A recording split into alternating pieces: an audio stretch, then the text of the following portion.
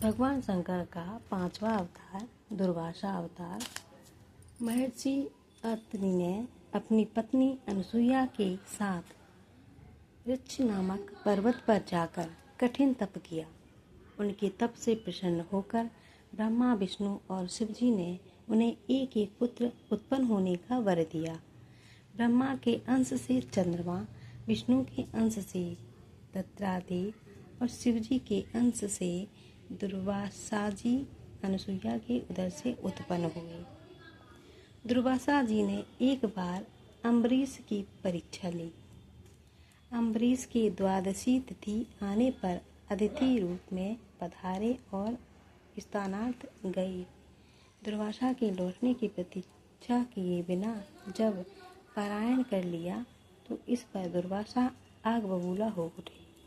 दुर्वासा के अकारण क्रोध पर राजा की रक्षा के लिए जो ही सुदर्शन चक्र राजा की ओर लपका तो उसी समय आकाशवाणी हुई।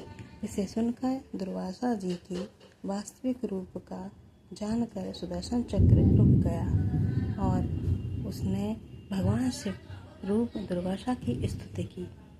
इधर अम्बरीश ने भी दुर्वासा जी के शिवत्व को जानकर उन्हें प्रणाम किया। फिर दुर्वासा जी ने प्रेम पूर्वक अम्बरीश के घर भोजन किया। एक समय दुर्वासा जी ने रामचंद्र जी की परीक्षा ली थी। वे नियम करके रामचंद्र जी ने से एकांत में बातचीत कर रही थी कि वहां लक्ष्मण जी आ पहुँचे।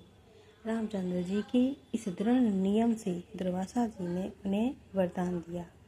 इस प्रकार दुर्वासा जी ने कृष्ण जी के नियम की भी परीक्षा ली थी और उनकी ब्राह्मण भक्ति पर प्रसन्न होकर उन्हें भी वज्र के समान दृढ़ अंगों वाला होने का वरदान दिया।